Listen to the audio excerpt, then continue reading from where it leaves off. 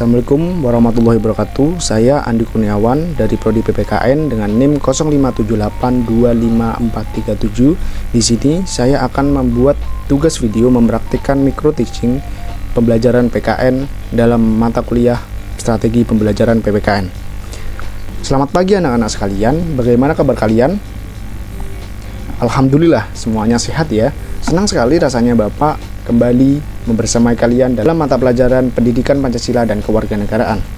Sebelum kita memulai pembelajaran, mari kita tundukkan kepala sejenak untuk berdoa, memohon kelancaran dan kemanfaatan ilmu yang akan kita pelajari hari ini. Berdoa menurut agama dan kepercayaan masing-masing, dimulai.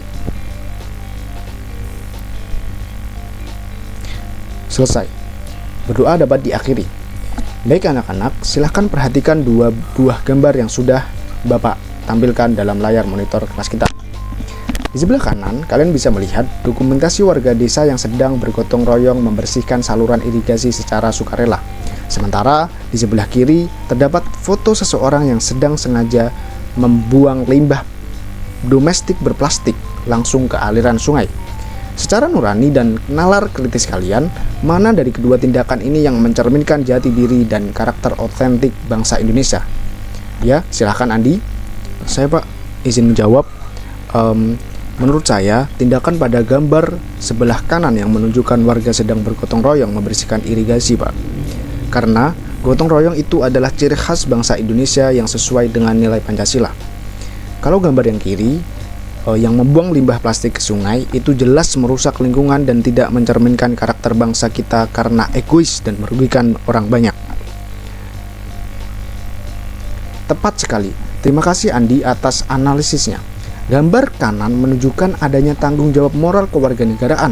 Hari ini kita akan masuk ke materi bab baru yang sangat esensial, yaitu nilai-nilai luhur Pancasila dalam kehidupan sehari-hari, dengan fokus khusus pada manifestasi sila kelima keadilan sosial bagi seluruh rakyat Indonesia. Anak-anak, Pancasila itu bukanlah sebuah dogma yang sekedar kita hafalkan. Bunyinya dari sila pertama hingga sila kelima saat upacara bendera. Secara aksiologis, Pancasila adalah living values atau nilai yang hidup dan harus terwujud dalam pola perilaku kita.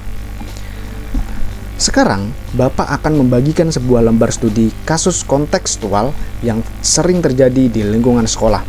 Silahkan baca dan cermati narasi pendek tentang ketimpangan pembagian tugas piket kelas di ruang 8A.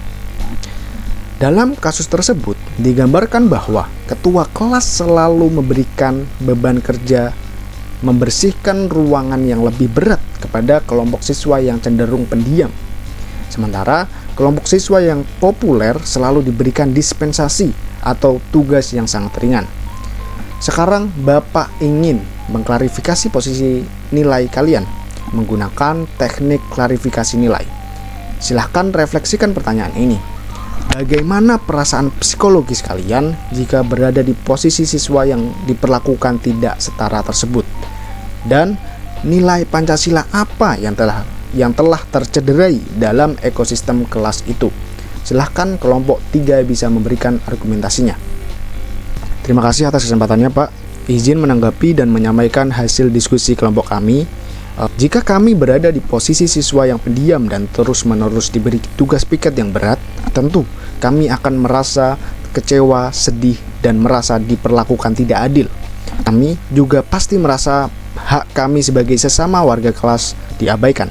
Menurut kelompok kami, tindakan ketua kelas tersebut telah mencederai nilai keadilan sosial pada sila kelima Pancasila. Alasannya, karena pembagian tanggung jawab piket tidak didasarkan pada prinsip kesetaraan dan kesepakatan bersama yang proporsional, melainkan hanya berdasarkan subjektivitas personal atau rasa suka dan tidak suka ketua kelas terhadap kelompok tertentu. Sekian hasil diskusi kelompok kami. Terima kasih. Analisis yang sangat tajam dan komprehensif dari kelompok 3. Terima kasih atas argumentasinya. Tepat sekali. Keadilan itu tidak berarti membagi rata secara buta, melainkan memberikan hak dan kewajiban secara proporsional. Ketika kita memberikan ketidakadilan kecil terjadi di dalam kelas, kita sedang melatih diri kita menjadi warga negara yang abai terhadap hukum di masa depan.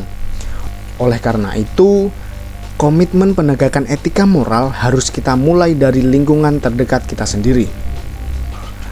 Anak-anak sekalian, dari dinamika diskusi kita hari ini, mari kita tarik sebuah kesimpulan. Siapa yang bisa menyimpulkan antara nilai kemanusiaan dengan keadilan sosial dalam konteks kehidupan sekolah? Ya, silahkan, bagus. Saya izin menyimpulkan, Pak. Hubungannya adalah kalau kita menghargai nilai kemanusiaan, berarti kita harus memperlakukan semua orang dengan adil tanpa membeda-bedakan latar belakang mereka termasuk di dalam kelas. Jadi, kesimpulannya, menjadi siswa yang berkarakter Pancasila tidak cukup hanya tahu teorinya saja, tapi juga harus punya empati dan benar-benar mempraktikkan sikap adil itu dalam tindakan nyata sehari-hari, seperti saat pembagian tugas sekolah. Sekian, Pak, kesimpulannya, Pak. Terima kasih.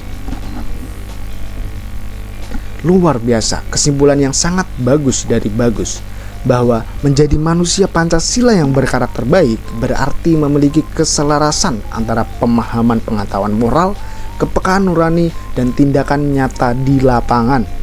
Sebagai bentuk evaluasi proses dan tindak lanjut dari pembelajaran hari ini, Bapak sudah mengunggah lembar refleksi otentik di Google Classroom. Tugas kalian sangat mudah, namun menuntut kejujuran ya. Tuliskan minimal 1 komitmen tindakan adil nyata yang akan kalian implementasikan di lingkungan keluarga atau sekolah dalam minggu ini. Dan berikan catatan evaluasi diri pada draft jurnal sikap tersebut. Minggu depan, kita akan membedah portofolio komitmen kalian masing-masing. Tetap pertahankan nalar kritis kalian, jaga etika berdemokrasi kalian, dan mari kita tutup pembelajaran hari ini dengan mengucap syukur. Selamat siang dan sampai jumpa pada kelas berikutnya. Terima kasih.